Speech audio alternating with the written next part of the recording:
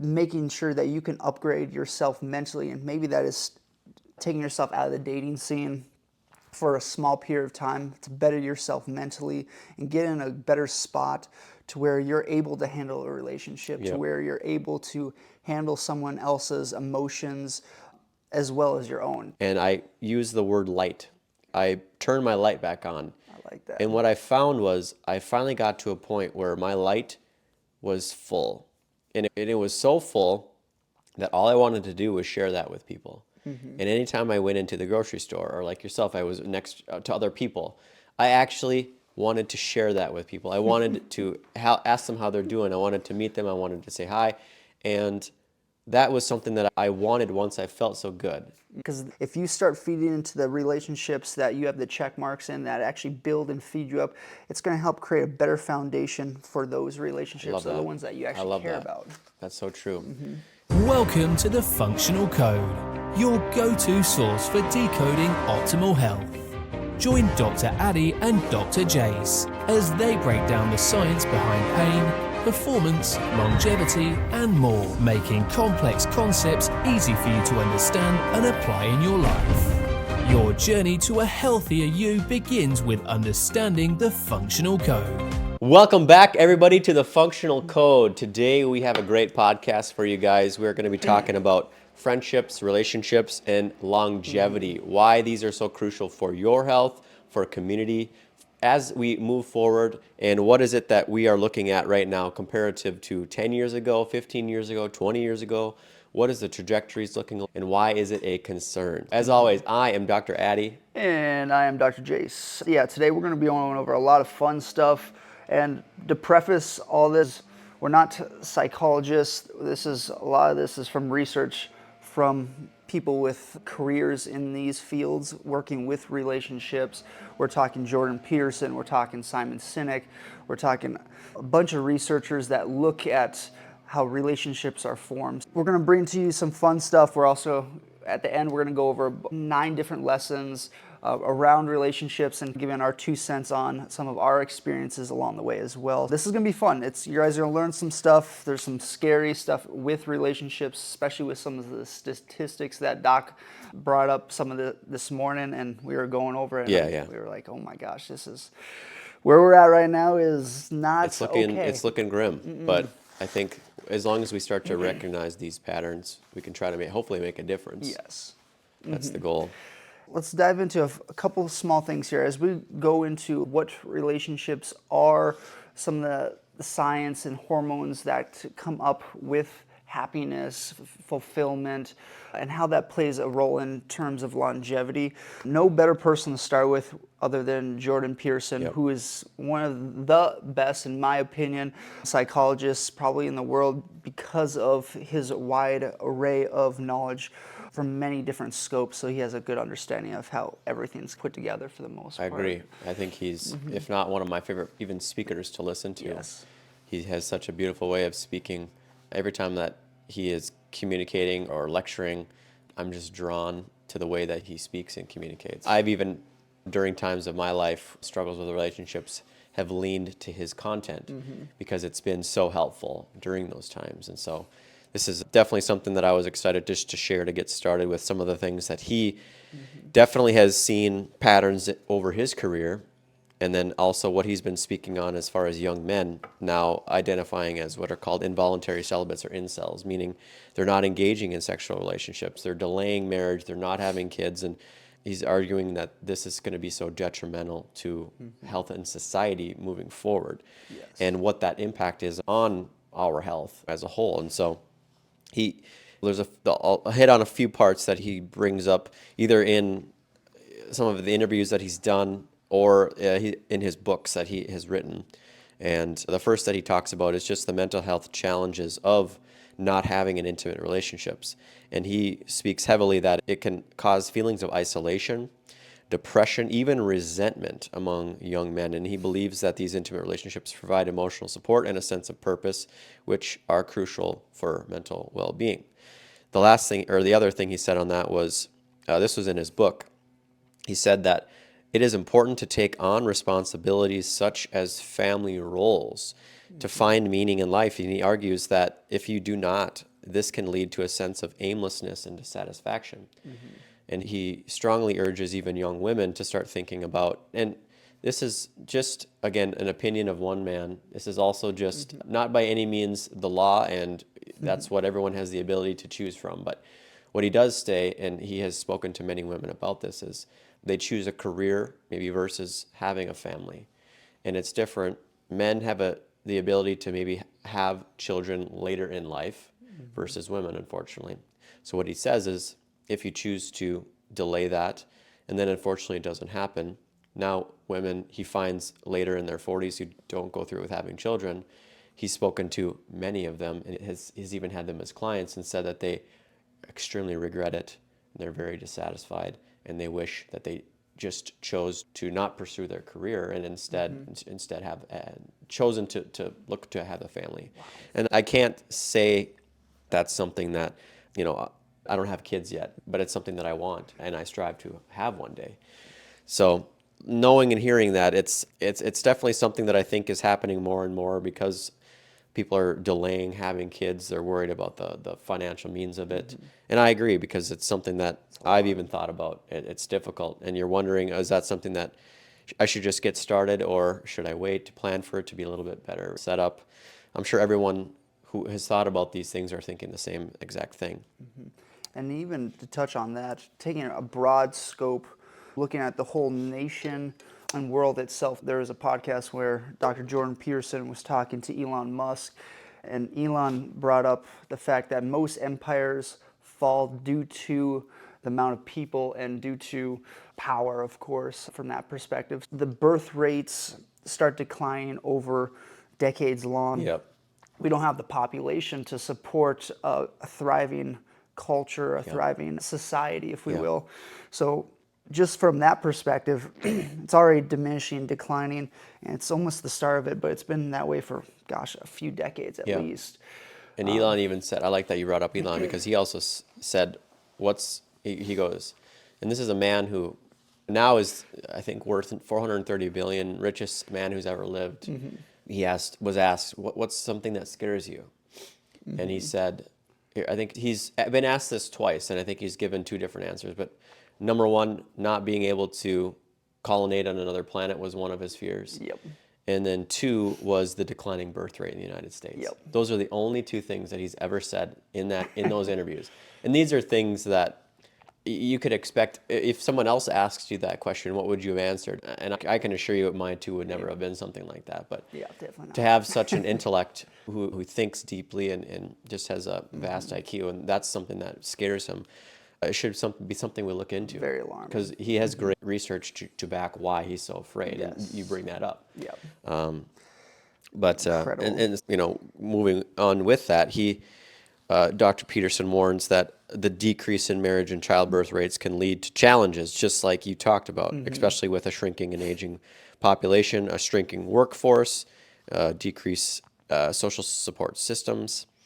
He talks on social fragmentation, which is just weakening community bonds, loss of shared values, potentially leading to increased instability in society, a rise of extremist ideologies, which was, he noted, when you're more susceptible to extremist ideologies, including like an incel movement, which often harbors misogynistic and antisocial sentiments, believing in addressing and underlying issues such as lack of social integration and purpose. Really what he meant was, when you have this growing culture, and everyone is becoming frustrated, and they're starting to feel similar to each other, this tends to grow and rise. So these incels are now finding each other in support groups and Reddit and all these things, and they're saying, hey, I'm having the same struggles as you. Well, instead of doing something about it, they're just continuing to rise together and saying, you know what, right, F everybody else, let's just stick together and continue to support what we're doing. And that's not going to be helpful either, especially if they're really, really mentally harmed and not feeling very good about themselves. And then lastly, he talks on things that he recommends as far as solutions to this. And some of them, if you've even read his books or heard him speak, are very simple.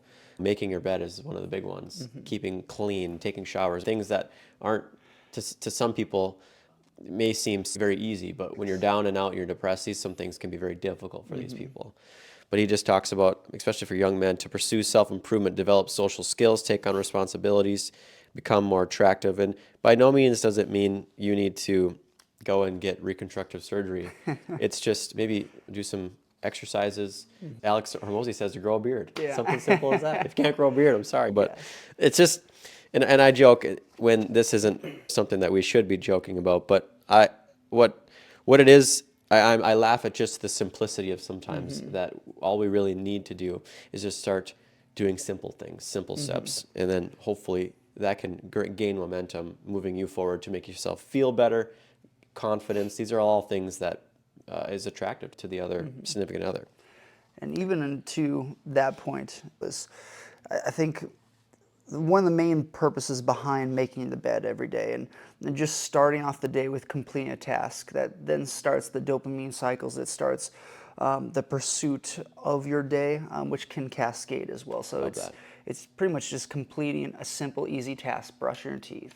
Love that. Paying attention to just the fact that you got out of bed, either made the bed, just started your day off. It's a perfect place, but you have to mentally recognize it as well, because it's just as easy to get into those depressed states, especially if you don't have that support system.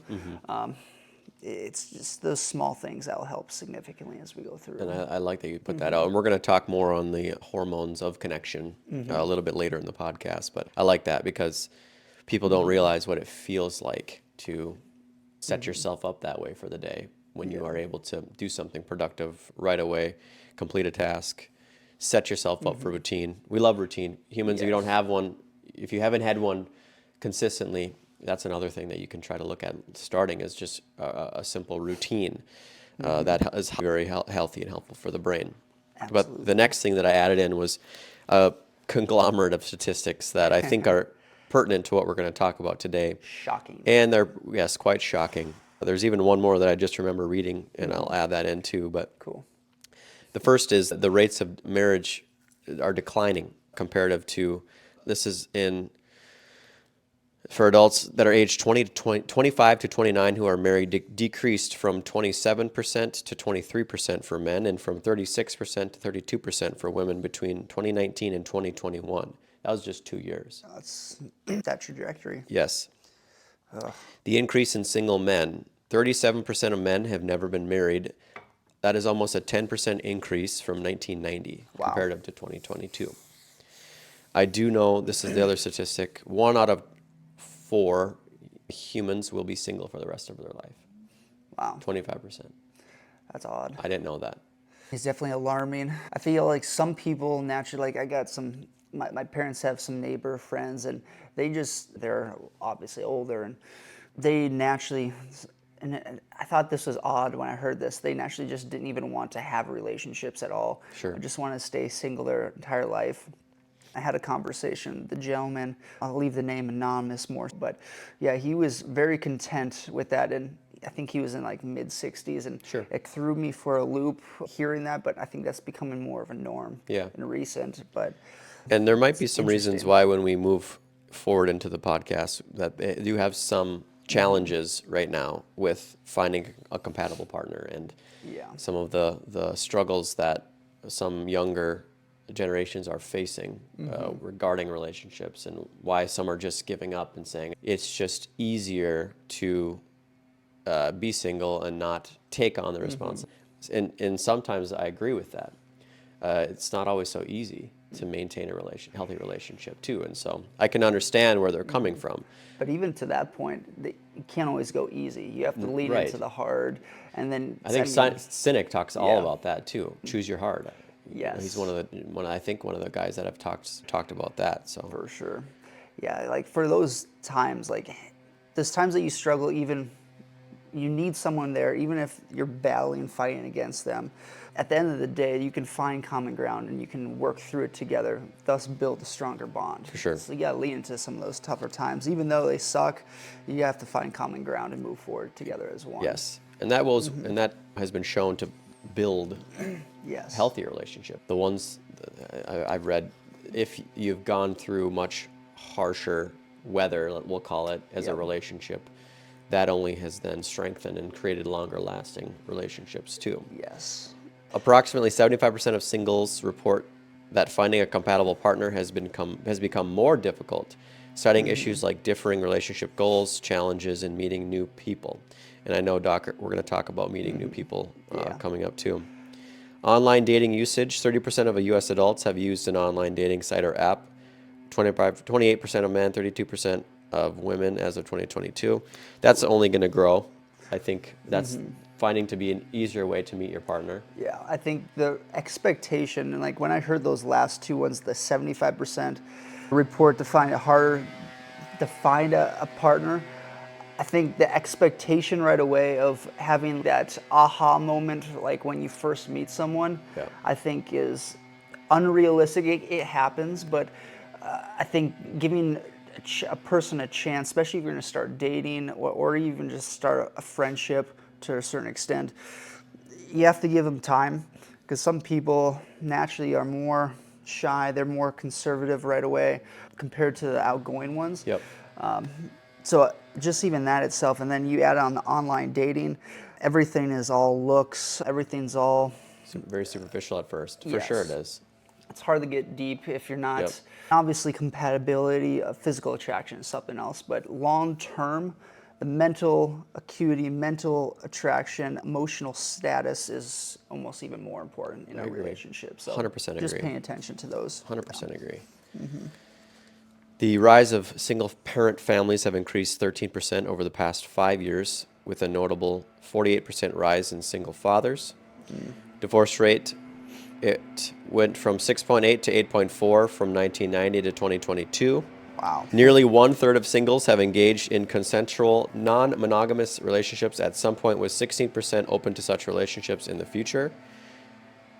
Single women, especially older ones, report higher overall happiness and greater satisfaction with their sex lives compared to single men. Interesting. Yes. So maybe that's where we're finding that to be a tougher battle for single men Yes. versus single women. Men's social isolation. A survey found in 2021 that 50% of men reported having no close friends, a five-fold increase since 1990.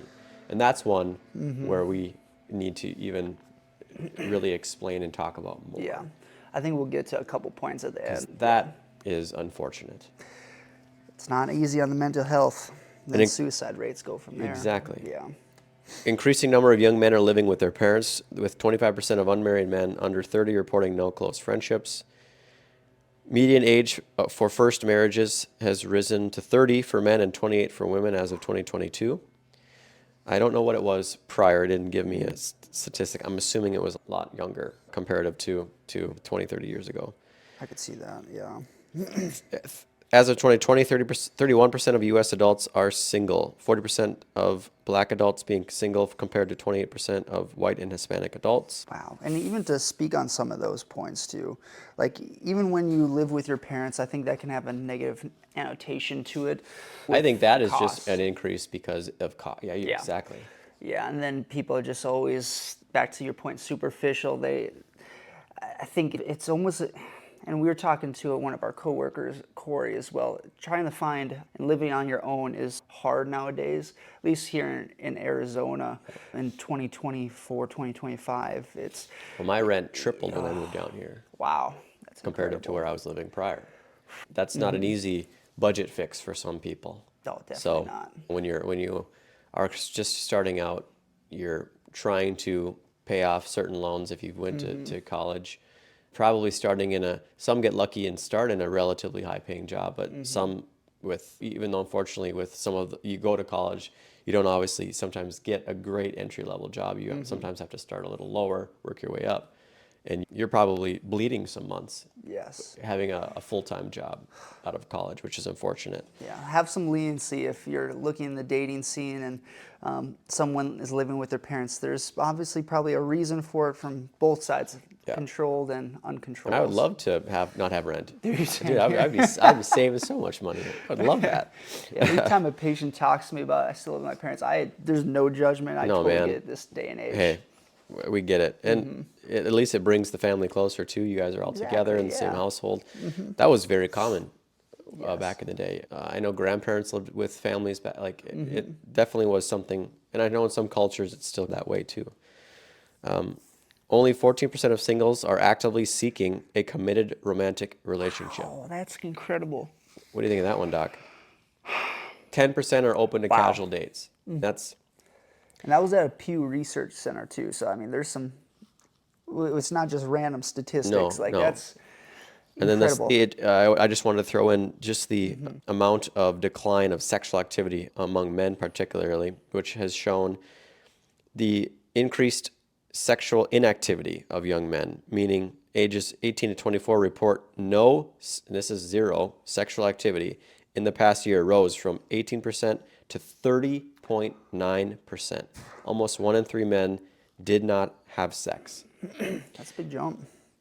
Decline in weekly sexual activity among married men. Married men engaging in sex at least once a week decreased from 71% to 50%. During the early stages of COVID, nearly half of surveyed individuals reported a decrease in sexual activity, with 43% experienced a decline, 42% maintaining the same frequency, and only 13% noting an increase. So, for some reason, and it makes sense, we had no ability to communicate. We had no ability to mingle.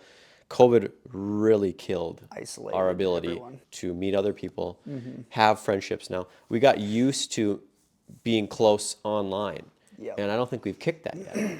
No, And we're almost 5 years out, it's still going to be there for a while. and that's something that we have to recognize. And I don't know how we figure that out, but it needs to happen because this is starting to really create some crazy, scary statistic trends Yep. in how we're meeting each other, how we're creating community, family, relationships, friendships. And I think it's important that people know this. 100%. Yeah, some of these, like when you're going through some of the statistics, like you could see it. Like you see it on social media, you see it in the people that you're surrounded with. For most, obviously, it's going downhill from there. It's something that you have to be open and being willing to talk to others potentially about as well, or just sharing even this podcast with someone that you feel like is going through a funk, because there's going to be some awesome tools later on that we'll share and give to where you can start friendships, you can start an idea of how you can get into a better relationship yourself. And a lot of times that comes making sure that you can upgrade yourself mentally, and maybe that is taking yourself out of the dating scene for a small period of time to better yourself mentally and get in a better spot to where you're able to handle a relationship, to where you're able to handle someone else's emotions as well as your own too, because there's only so much that you can go into a relationship with. If you have a solid foundation yourself, you're able to support someone around you much, much better too, which then goes into you being happier, healthier. So I think this would be a perfect time to dive into the science of relationships and where does happiness come into play and where are some of the other factors involved as well. And this is really just a brief overview of not only the impact it has on the brain, but what it does just to overall health as a human and what they've shown in research regarding relationships and what that looks like on even our lifespan, which is quite interesting. Really, the first one was relationships reduce stress. And that's one of the most well-documented findings in research, is that relationships acts as a buffer against stress. Individuals with supportive partners and social networks cope better with challenges. When people feel loved and valued, their brains release oxytocin, referred to as the love hormone. It can reduce cortisol, the primary stress hormone, promotes feeling of calmness and security. Now, I don't think that's surprising for anybody. No. But really, when you look into it, when you now have that support system there for you at all times, well, mostly all times, I always like to state that your partner isn't your therapist, but they're there to help you when you need. Yes. This also put that researchers observed that individuals spontaneously smile and display signs of comfort, such as the Duchenne smiles and head nods when imagining their partners. These responses are not only emotional, but physiological, calming the nervous system and reducing anxiety. So people innately are feeling and looking for this. Whether they think about it, if you chose to be single, it's up to you. We're not dismissing that, but I think there is something in our DNA that shoots towards a relationship. You go back to hunter-gatherer times, you're not going to be able to survive without a group. Exactly. And it makes so much sense when people just even think about that and then are already achieving those emotional changes, physiological changes. Love promotes long-term health. People in loving relationships tend to experience better cardiovascular health, improved mental well-being, lower rates of chronic illness. Wow. This is attributed to emotional stability provided by close connections. Stressful life experiences are less damaging when individuals have someone to share them with, allowing for mutual support and problem solving. In addition, partners are often motivate one another to exercise, eat better, avoid harmful habits, and this shared accountability fosters a healthier lifestyle that contributes to longevity. I don't know how many times I have been doing something by myself without a partner, and then I have someone who I love, cherish, and I change myself for them because it's something that they expect, and I expect the same for them. And it is. The person that I gravitate towards is someone that's going to help change me, grow me. I shouldn't say change, because change, that can be difficult. Willing to change, willing to make, grow together, learn together. Yes. That is something that I think you should strive for in a relationship. But yeah, there are even more research, if I don't have them included in here. I just know married people live longer than single. That's another statistic that I've seen oftentimes pop up. Yeah, there's our longevity aspect. The role of emotional support and happiness. Emotional support from partners is a cornerstone of happiness. In times of emotional turmoil, someone who listens, empathizes, and offers encouragement. It can significantly enhance emotional resilience. According to relationship scientists, acts of love, whether through words, gestures, or physical touch, reinforce emotional security and satisfaction in life. Studies show that simply looking at one partner and receiving a reassuring smile can create feelings of safety and contentment. This seemingly small act has profound implications for mental health, reducing feelings of loneliness and depression.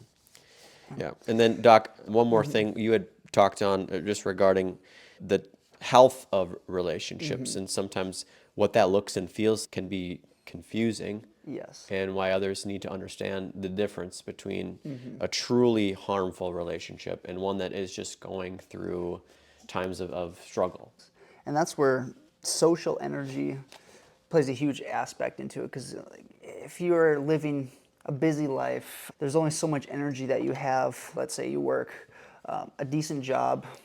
There's only so much time at the end of the day, weekends that you have. You want to have that connection, but at the same time, you have to have people around you to help give you energy, help give you fulfillment, and to try to eliminate those people that try to keep pushing you down. But I found this kind of fascinating as well. Some of the most toxic relationships aren't always the negative ones. They're the ones that, if we would, are like a person that if you think about them, that you may or may not care so much to hang out with, a person that you find is somewhat like neutral. It wouldn't change your life if you didn't see them. Exactly. Those are the people that can be time wasters, that can drain you way more than you think. Yep. A good tool for that is write down a list of every single person that you come in contact with or that you're close with, and then either put a check mark next to the person that you're like, okay, I will move my schedule around. I will make time to hang out and to be with this person, someone that will build you up, someone that you enjoy being around. Put a dash next to those people that quite honestly you don't feel like you want to hang out with. And that can be friends, it can be colleagues, it can be family members. Unfortunately. Yeah. I think that's where you have to be real on some of this. If there's certain family members that don't fill you up but are just there, I think you have to recognize that. Boundaries. 100%. And we'll for sure get to the boundaries. And then the most important part, the question marks. The people that you're like, I'm not 100% sure. Those question marks, those are the people that, okay, recognize, maybe take a small bit of time to not reach out or be around them. Recognize after a couple weeks, did it change your life? Did it save you time? Because if you start feeding into the relationships that you have the check marks in that actually build and feed you up, it's going to help create a better foundation for those relationships, the ones that you actually care about. That's so true. And for those of you that have that list, it's going to be very helpful. For those of you that have a small list, it still is important, because even though you may not feel like you can make friends as we get older, that's something we're obviously going to talk about too, but you still have time. You can. There's communities out there. Trust me, there's more than just you looking for someone to hang out with right now. Obviously, the statistics show we aren't hanging out with anybody. Like, we're all trying to find each other. Yes. So please don't make it feel like you only have so many people in your corner and you don't want to worry, or you're worried about losing them or not being able to find other people, because that's not true at all. Yeah, I talked to my grandparents here and there, and they're like, "Oh, I met this new person today. Now we're playing cards, bridge." Yep. They're in like 80s, 90s. So Pickleball friends. There you go. Down here, oh my gosh, I've heard so many people talk about how like their best bud now, they just met playing pickleball. And that's what we're missing. We're not Yes. communicating. It's very easy as humans for us to actually have these connections if we just try. Yes. And we just haven't, because we've been so busy. We've been trying to maintain our financial well-being. Unfortunately, it's been really tough. We've all feeling it. And then lastly, COVID till now really killed how we've communicated and how we've had in a community, and it's unfortunate. 100%. And it's a lot of the times it's just starting with a conversation of being willing to open up and just saying, "Hi, how are you?" Like, I was thinking about going over this like last night, and a couple days ago, I was sitting in a hot tub, going back and forth, cold plunge at the new gym, and there's a gentleman that sat next to me, and like around my age or so, and we're struggling through the cold plunge together, exchanged a couple small words, and I'm kicking myself because I feel like I should have started more of a conversation just to get to know him, and that's something that I feel like I recognize that I want to start doing better myself, because I'm definitely, if I'm off doing my own thing, I just want to just mentally be by myself. But sometimes recognizing the connections of sharing certain experiences with random people, I think, can spark a whole interest, and it can open up a relationship. So noted, try and do better myself there, but just something small. And when you bring that up, that makes that from a time in my life where I was really going through a struggle.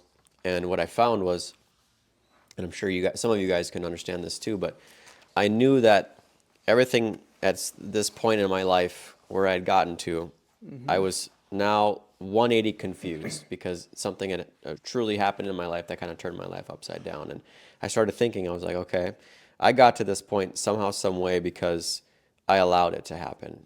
And what in my life was I allowing and not sticking up for myself and not wanting what I actually wanted? And I got to this point in my life, and it may feel like you have a means to no end, but what it really was an opportunity to now make a decision. What do I want? How am I going to treat myself? How am I going to attract people around me to what my friend group, my relationship, like anything like that? And I took a really long time. I took about a year to, and I started working on myself, investing in myself. I read, I learned, I put so much time and effort into myself, and I grew myself up, and I used the word light. I turned my light back on. I like that. And what I found was I finally got to a point where my light was full. And it was so full that all I wanted to do was share that with people. And anytime I went into the grocery store, or like yourself, I was next to other people, I actually wanted to share that with people. I wanted to ask them how they're doing. I wanted to meet them. I wanted to say hi. And that was something that I wanted once I felt so good. And I wanted people to feel that, because I had worked hard on that. And it was mostly men, because that's always been, Easy to relate with. Yeah, exactly. I want to make sure that other guys out there like myself are in the gym and are taking care of themselves, because I have younger male cousins who have gone through stuff like this, and I want to make sure that they have that ability. And so it's these kinds of things, like you said, where when you're not feeling so good, or for myself, I really remember in the beginning stages, I didn't want to talk to anybody.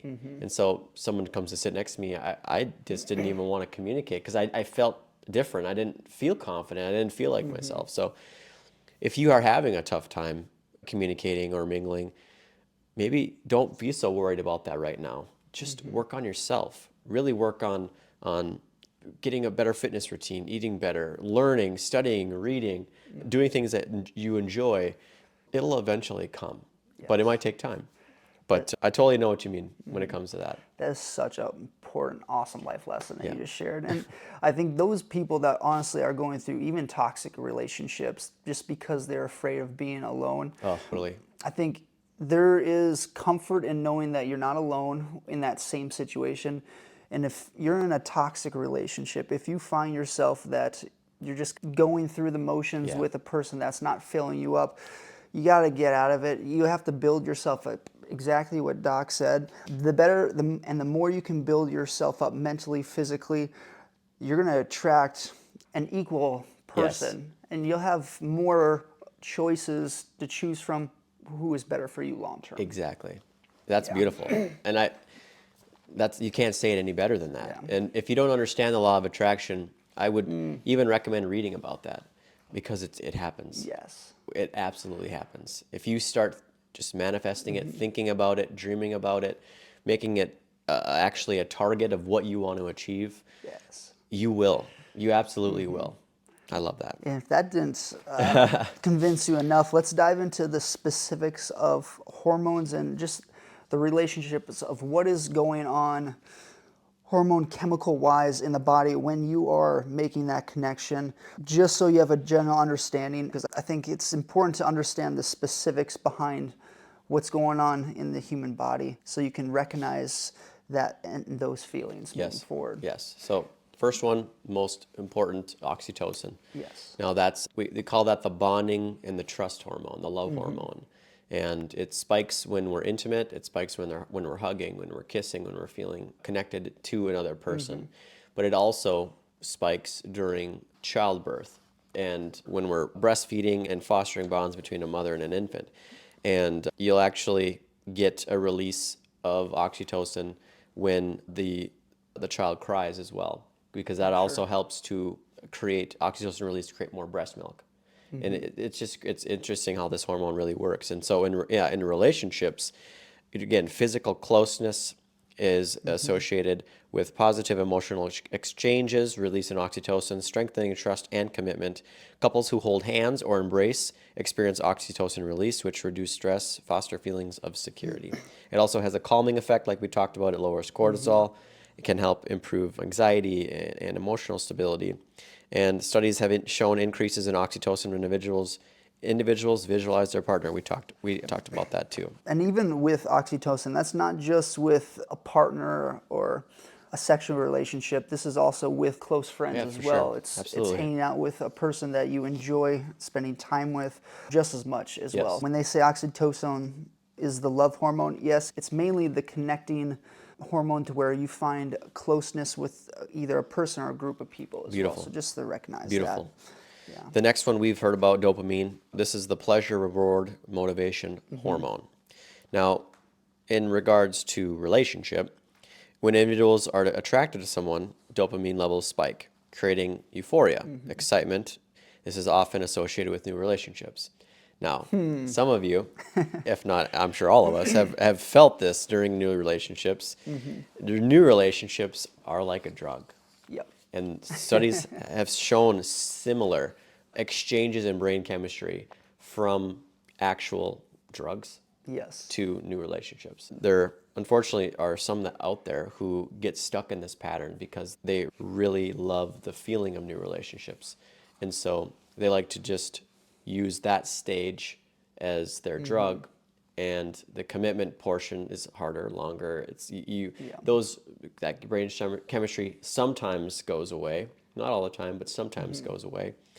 And then instead they choose to just try to find a new relationship and use that chemical pathway to feel good again. And that's scary because, again, it leads to this longer lasting single phase, and we're seeing a lot of that. We're not getting closer, we're not creating families, we're not creating community, and that's going to be a struggle moving forward. recognize that, yes, there's a honeymoon stage, I think they Yeah, for sure.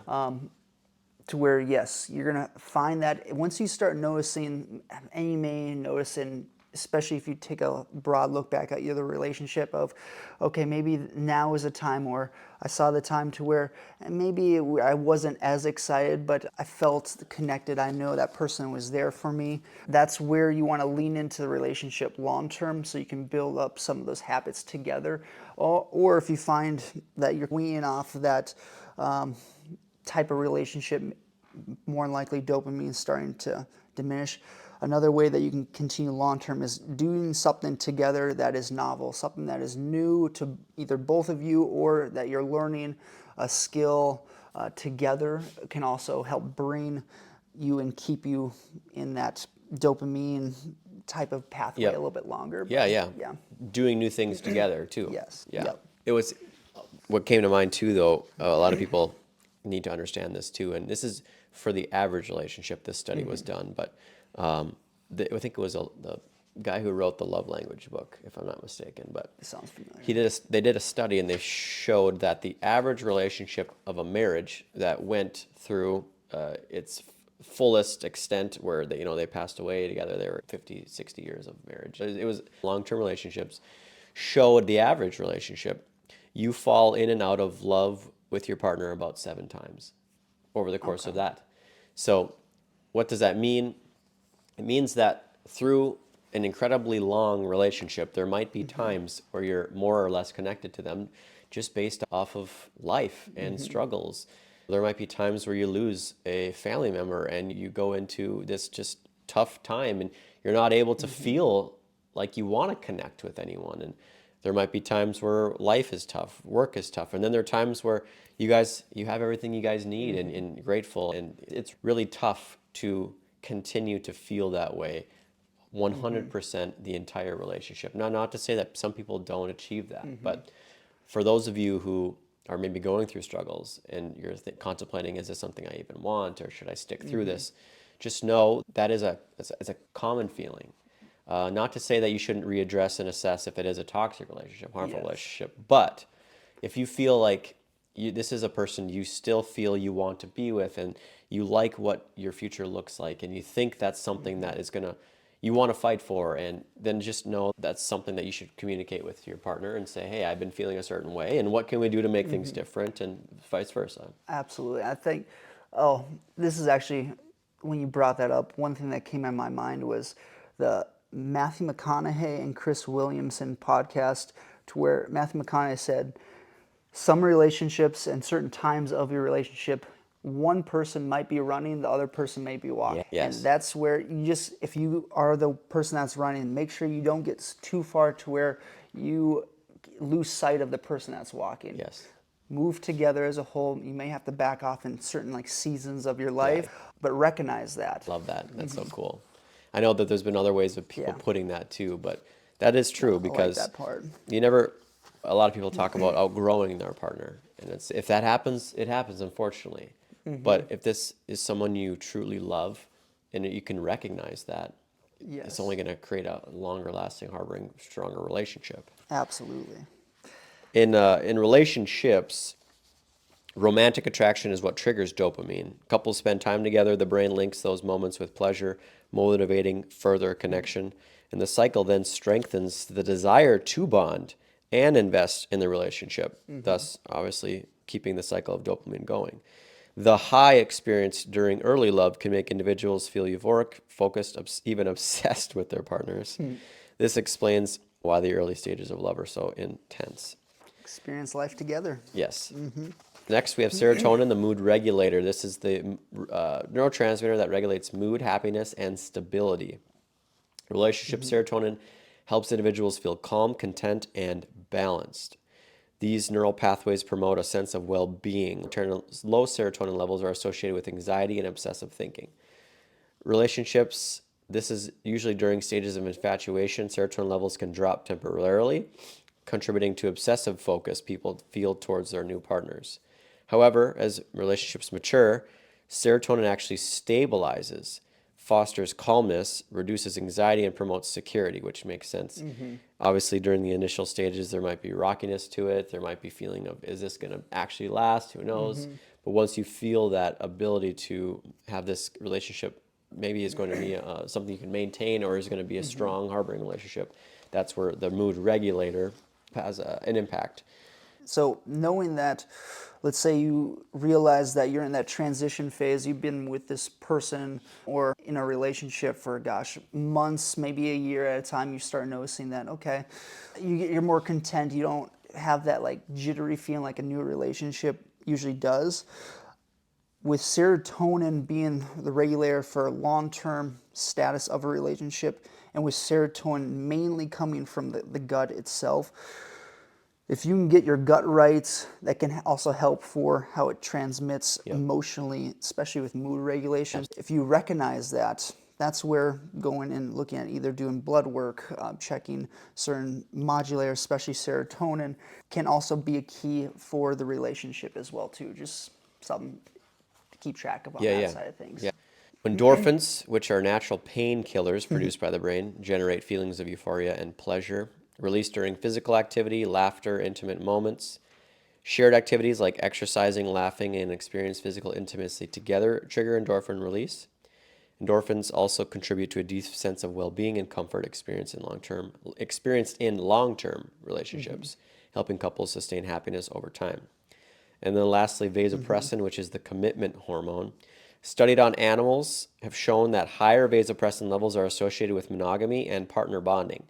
In humans, vasopressins foster feelings of attachment and responsibility, encouraging individuals to remain committed to their partners. Oh, cool. So we have these built into our DNA. This is in our body. They are expressed and released due to these kinds of activities. So I would only argue that this is something that we were meant to do. Yep. You want to argue with me? That's fine. I don't think we'll ever gain common ground on that, because there are just people out there who think that monogamy isn't something that we should strive for. It is what it is. But I think the science is pretty clear on the actual health benefits of staying with a partner long term and what that looks like. And making sure not only that, but to have long-term friendships too, which I think are very important as well. 100% on that one. Yeah. So the next portion I included in here was talking about the psychology of attachment. And I'm only going to touch on this a little bit. There's actually a really good book that discusses attachment styles, and I think it's called Attached. And it's by, I think, Rachel Levine, if I think it is her name, but I can't remember. But anyway, it just discusses how attach ourselves to our partner, and there are different types of attachments. There's the anxious attachment, there's secure attachment, and I think there's one more. But what it means is there are different ways that we will connect and then strive away from each other. And it's this back and forth. Okay. And some people, based on their attachment style, actually need a certain level and type of communication. Some need more reassurance.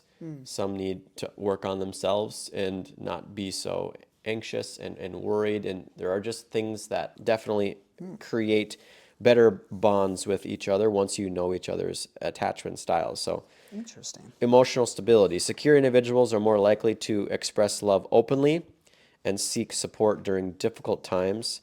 This stability reduces anxiety, promotes happiness. Couples with secure attachment handle disagreements constructively, prevent stress from escalating into harmful and psychological or physical effects. Now, makes sense. This is what they state is the most efficient long-term attachment style. Those who have secure attachment styles, and I know that you can work on yourself to improve your attachment styles as well. But if you feel there it is, avoidant. It's secure, anxious, or avoidant attachment styles. And so in the book, it actually communicates on the different types. And if you have one of these, what are your strengths, what are your weaknesses, and how maybe you can improve your relationships with others. And I think it's a great book, just for those who are interested. Cool. Maybe if those who've had struggles finding a long-term partner, and that's something that you can maybe look into as well. The last thing I have on here was reduced perception of alternatives, known as the derogation of alternatives. Now, individuals in loving relationships are less likely to fixate on potential alternative partners, which further strengthens their commitment. This phenomenon ensures that attention and affection remain centered on one person. Studies reveal that people in committed relationships rate others as less attractive compared to singles. Partners in love spend less time looking at photos of attractive strangers and consciously avoiding temptation. This perception helps couples remain and maintain long-term satisfaction by reinforcing the value of their current relationship. I just thought that was really interesting too. Yeah, I think the science is relatively sound on why it's important to maintain long-term relationships, both friendships and relationships, and how that affects our brain chemistry. how that affects our health, our well-being, our mental health long term. I think it's important that people understand this. Absolutely. Yeah. Yeah, and long term, it makes sense. I'm gonna have to check out that book. It sounds like there's some pretty cool, awesome. Yeah, I read some cliff notes on it, and I think it's really helpful for not even for relationships, but just for friendships too. If there are friends that you know, the anxiety attachment is one where you feel like you're not worthy enough sometimes, and you need a lot more reassurance because you don't feel valued as much, or you don't value yourself enough. And you tend to get that from other people. You don't tend to get that from yourself. And so Interesting. when you don't feel good about yourself, you tend to want to get that from your other person. But let's say something goes wrong in the relationship, now you're not getting that. Now you're really starting to second guess the relationship because you're not Yeah. feeling valued anywhere, including from yourself. Absolutely. And that's where I think a lot of people who, again, that comes to the work on yourself Yes. from the get. You got to have that ability to feel good about yourself, strong about yourself, confident before you, I think, move towards a healthy relationship. And then it comes back to the communication. If you know that you are one of those people to communicate with your partner and saying, this is the reason why, Yeah. I need this more. Yes. And I think as a partner receiving that, recognizing it, and then either making mental notes, if you have to put it on your calendar, just to pay attention to that specific point and Yep. part of the relationship, I think will help long term. But, Absolutely. yeah, good, very good point. So, Doc, going into overcoming some of the other challenges of a relationship, I know there's a bunch of parts that we can touch on, and a lot of it's scenario based, I'm Yep. sure. But where are some of the things that I guess you've heard of and how to overcome some of these life challenges with relationships? The first one will be conflict, which a lot of people shy away from conflict, but they state a lot of studies showing that conflict is actually the opportunity to grow together. And those who have experienced conflict more have a much, much stronger relationship long term. Now, going back to Dr. Jordan Peterson, which I love, his philosophy is have 1,000 fights and you'll be set for life. He goes, Okay. once you figure out how to fight, it's over. You'll be fine. But you got to have 1,000 of them before you get good at it. And that's the basis of a good relationship. And fights is subjective, right? I'm not talking physical fights. I'm not talking like truly toxic, harmful fights, but disagreements and misunderstandings and learning about each other and things that might come up that weren't actually something that actually happened, but maybe it was just a misunderstanding. These are just all things that you have to go through. And those are opportunities to grow. And you shouldn't shy away from that kind of conflict.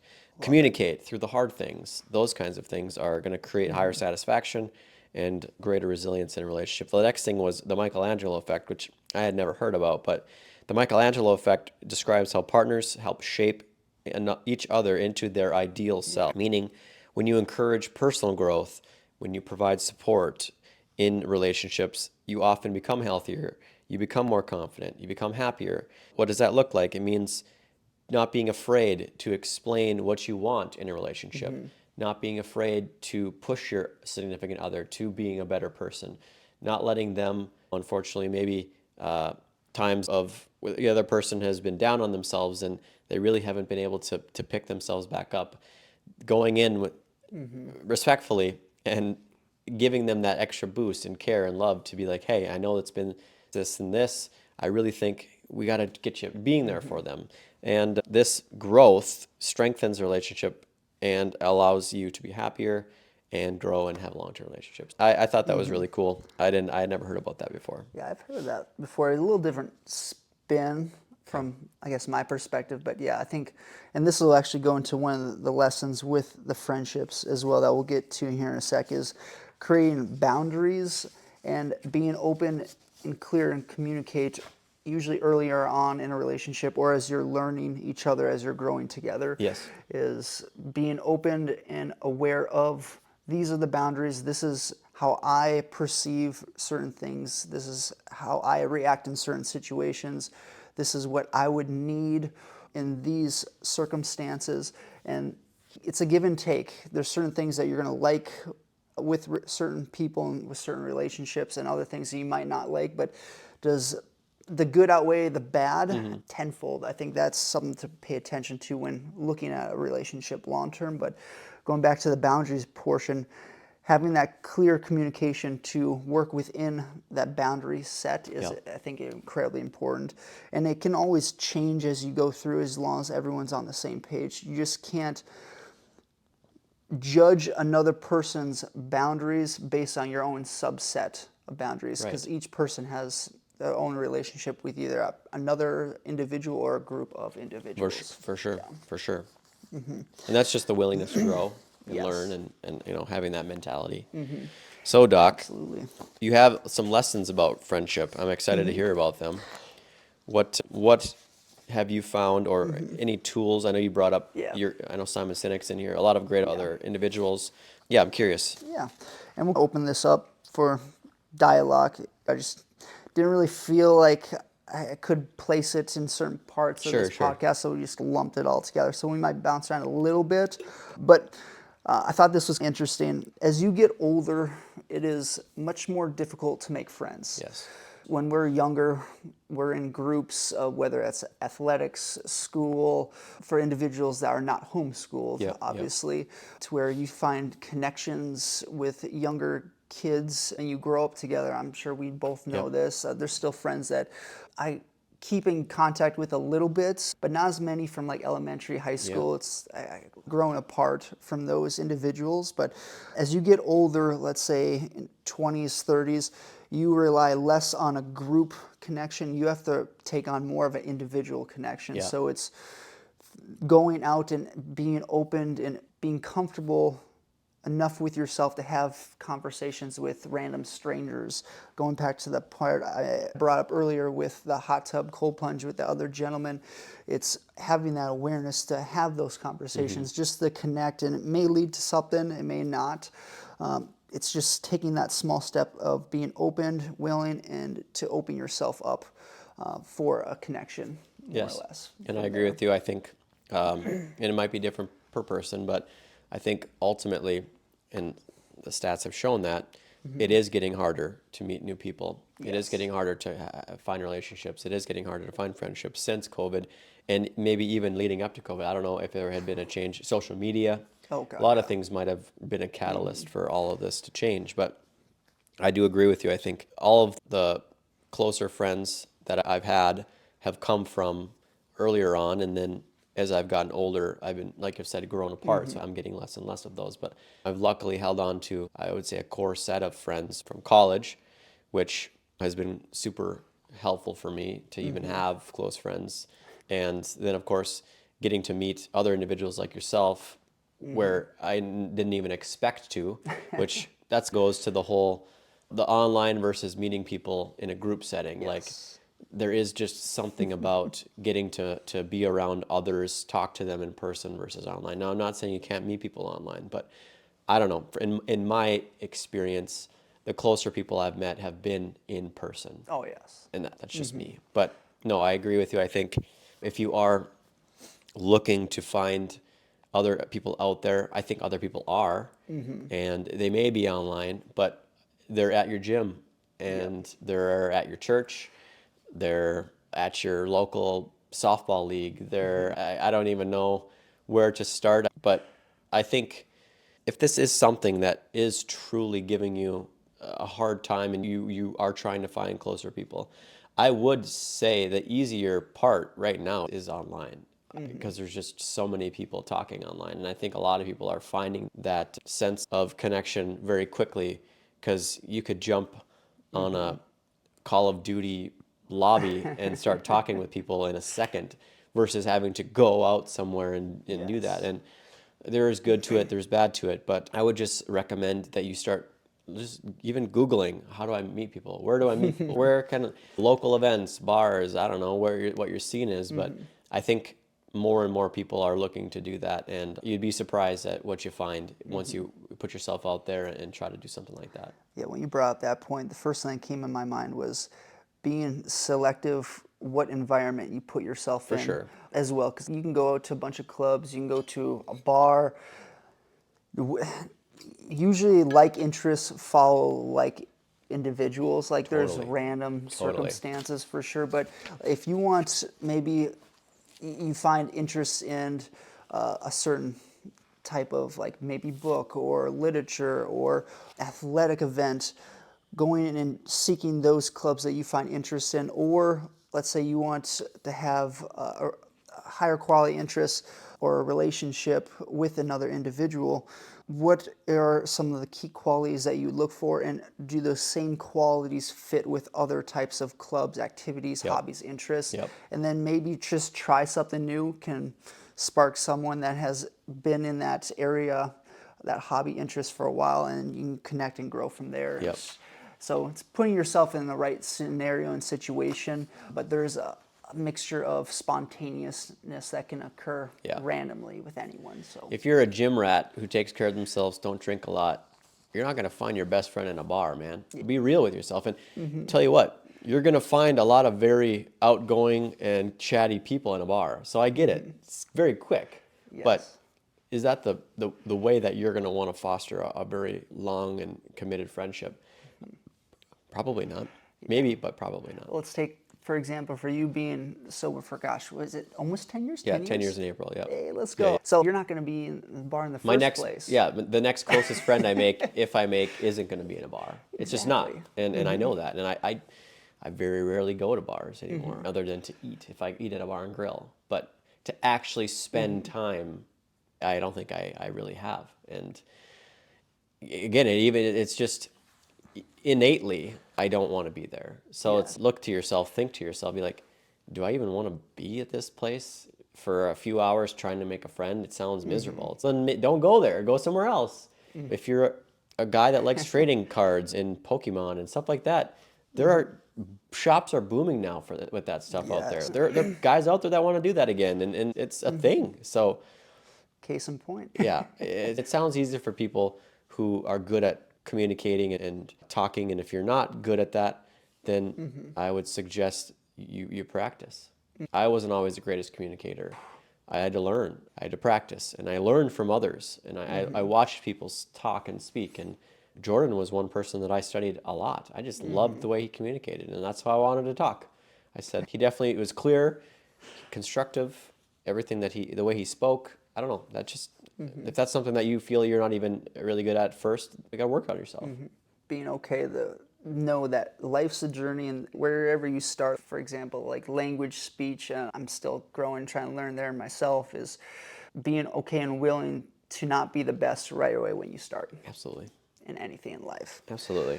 Now, the next lesson, I thought, I absolutely love this phrase because there's a lot of, we can go incredibly deep with this. There's a lot of underlying values that can come up with this one. But the quote is, we don't fall in love with the other person. We fall in love with the version of us that we get to be through and with that other person.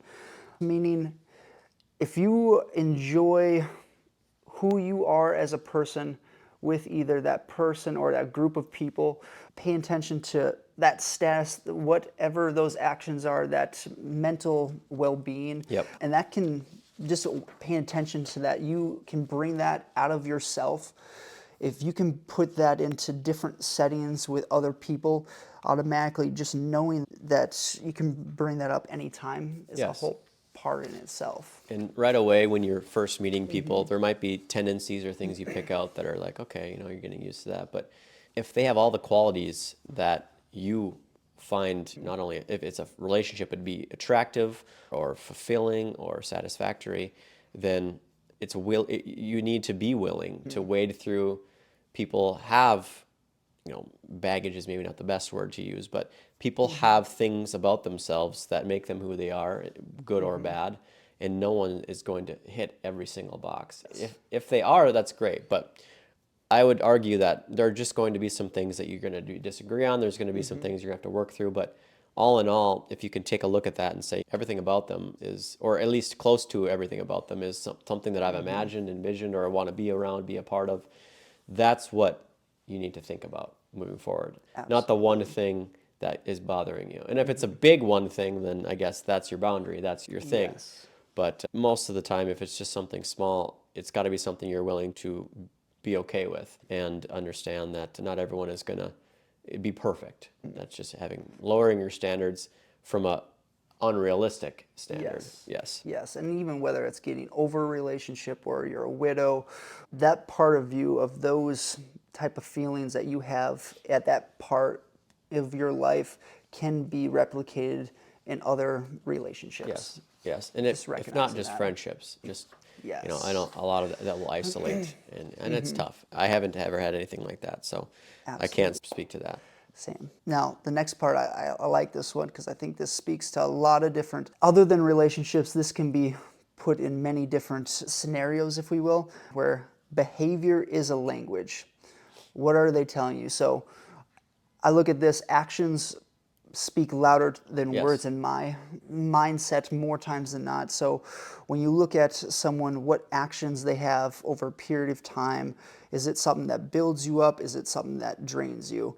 And paying attention and realizing that might be a season that a person might be going through. It might not be who that person is, but if they stay there for months and years at end, it changes that person to where you may have to get out of that relationship or spend time with someone else that can build you up, that is there for you mentally. So paying attention to common behaviors over a period of time, and does that align with you and your route moving forward, or does it not? Again, there's a quote that I always love to say, it's what a man does is what he was meaning to do all along. I love And that. it's really what action happens at the end is what he was meaning to do, meaning what they were saying along the way, but actually what happens is at the end is what he was going to intend to do anyway. If there was a time where you were communicating with a friend, relationship, anything like that, and you were given hopes, or maybe you were given illusions of something, but then something else happened towards the end, they were meaning to do that anyway. You don't just get to that action without them already having a trend to do that. So Solid point. what they do and what they say, again, like you said, two completely different things. And if they end up doing it and you didn't like that, or you were communicating that you didn't want that, they were meaning to do that all along. Yeah. And you just got, unfortunately, swayed differently. And so now it's time to take a look at your trust in that person, and is that something that you should move forward with? So I totally agree. Ooh, I love that point. Yep. I love that point. Now, this next one is through Simon Sinek. I thought this was actually a really cool way to think about things, to where there's great relationships and there's good, okay relationships. The great relationships are based on what Simon Sinek would say a 3+1 rule, to where the three are, you need to have either intellectual capabilities, where that's you teach and learn from one another, you're intellectually on a same pathway, have a same type of bond from that perspective. And then there's emotional compatibility, where that can come in terms of growing together. You can find either vulnerability, or you're holding a time and a space with one another, and you share certain experiences and whatnot. And then the other one, which would be sexual compatibility, which he would also say creativeness goes hand in hand with that one, whether it's, so that would be the three between creativeness / sexual compatibility, emotional compatibility, or intellectual compatibility. If you have a great relationship, you're having all three of those together. He said that it wanes in seasons, to where you might have to lean on more emotional compatibility versus intellectual versus creativeness, and that ebbs and flows. Versus if you're going to have a good or okay relationship, you may only need to rely on one or two of those three to keep a relationship moving forward. But I thought that was interesting to look at that from perspective, not even for the significant other, but even for relationships, so you can bounce certain things off of in different times of your life. And the +1 at the end is the circumstance, whether it's timing, location, to where all these three types of compatibilities can ebb and flow depending on where you guys are at in either a setting, time, day, place, location, whatnot. Just paying attention to that. I like that. I think that's a really easy basis to start to think about maybe the person you want to be with. Or if you have that person, what does that look like? Yes. Yep. So when I heard this, I thought of like mine and yours relationship, Yep. not from obviously the sexual compatibility, but from the creativeness. Like there's certain things that I know I bounce off of you of,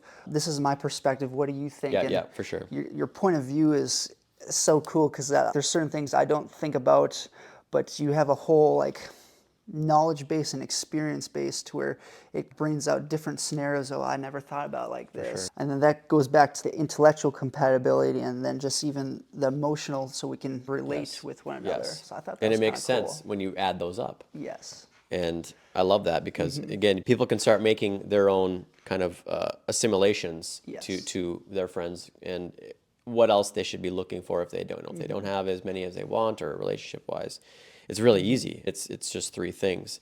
So, yeah, no, I actually never heard that from him. It's really cool. Now, another one that we'll get into is, and this is actually a really good tool for most people to have, is to actively try and learn to be a better listener. I think if you're going to be good in any relationship, is paying attention and being aware of certain people and not only paying attention to what they're saying, but where their actions and steps that they're taking with what they're saying as well is also just as important.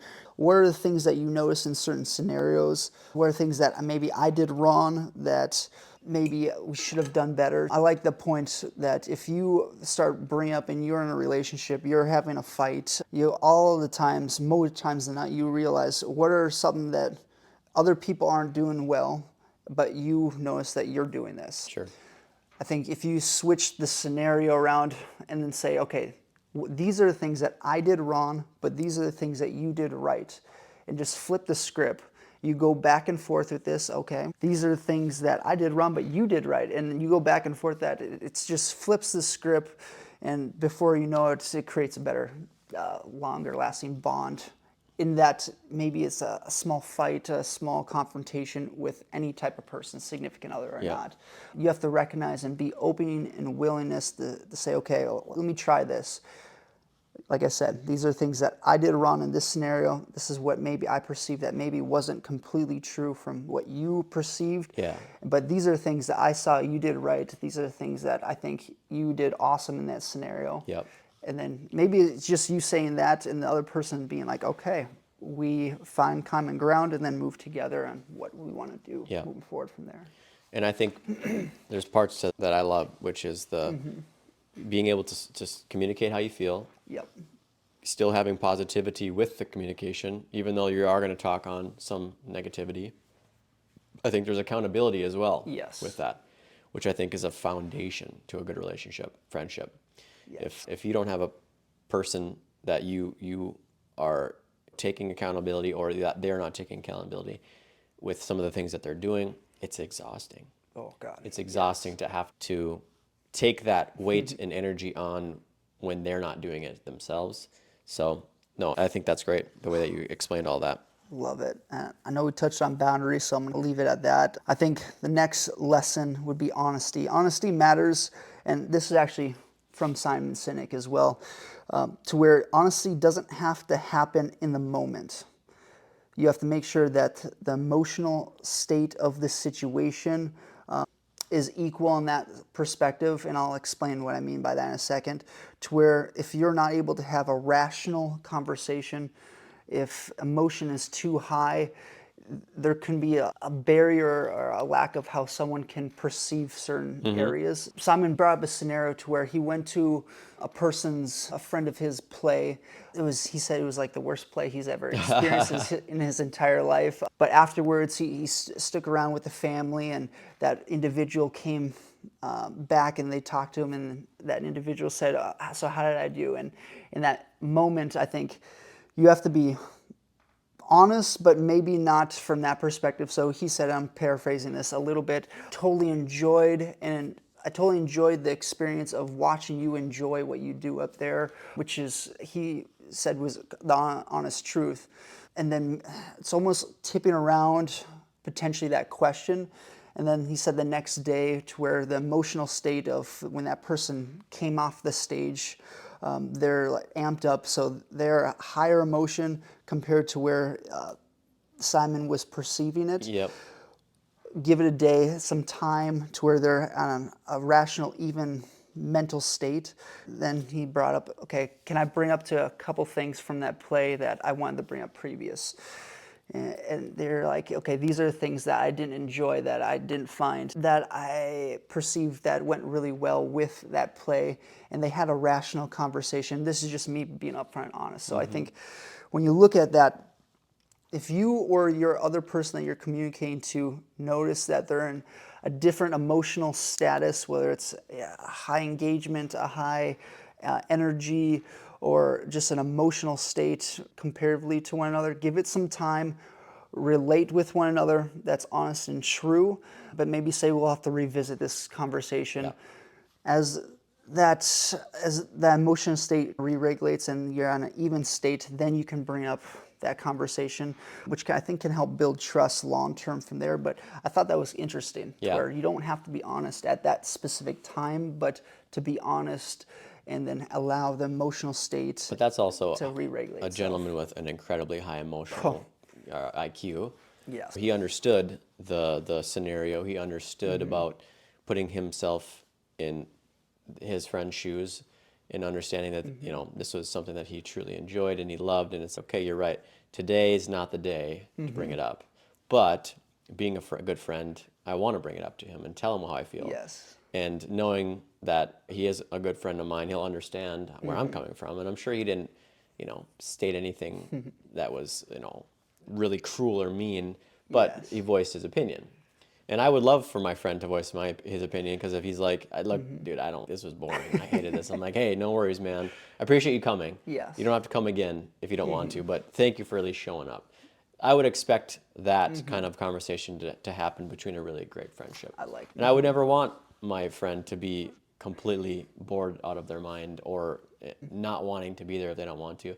But they'll come to maybe something else, or we'll do something else together. Absolutely. There are things that my friends do without me because I don't like that stuff. Some of my friends still drink, and I'm not going to go drink with them. There are times where we'll hang out and do things aside from that. Yeah, no, I love that. That was great.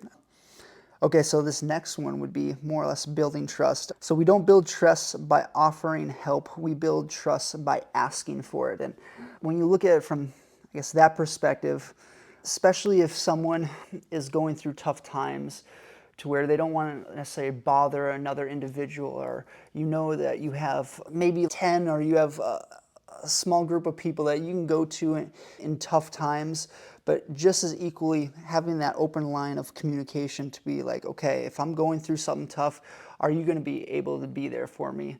I think is incredibly important. But asking to be there for that person if they are struggling, if they're going through a rough patch, at some point in a person's relationship with whoever, a group of people or an individual, I think can open up a barrier to where it can help prevent anything from suicide to low levels of depression. And just sitting in the mud with that individual can help create a longer lasting relationship. And we all go through ebbs and flows of ups and downs as we go through in life in the first place. But if you have that comfortability with any individual, you have to have that open line of communication, especially if others may feel like, oh, I'm going to bother you, or oh, I don't want to put this on you. No, I think you have to give that other person the opportunity to be there for that individual, I think. Or the opportunity to say no if they can't help you. Exactly. It's not that they didn't want to. Maybe just things didn't line up in their schedule or something like that. Yes. But feel free to lean on your friends. Absolutely. And there are times where we were up in Minnesota driving around at 2 a.m, just be having fun, right? Nothing else. And we got stuck. And we were calling our friends at 2 a.m. They were probably sleeping, saying, hey, we're stuck. Going to grab the tractor, come pull us out. They were like, yep, we'll be there in a little bit. And they didn't want to do that, but they knew that if they were ever needing us at a certain time, they could call us and we would be right there to help them. And that's the whole point of a strong friendship, is being there for them at opportune times when maybe it's not as advantageous for you or it sucks in your schedule. But no matter what, you're just like, you know what? I will do anything for this person, because that's the kind of relationship that we have. And those are the true friendships that I hope every one of you can build and have, because it's truly rewarding and fulfilling to have those relationships in your life. Absolutely. Yes. That actually bleeds into the next part as well. If you're going to have those relationships where you need someone in your tough times.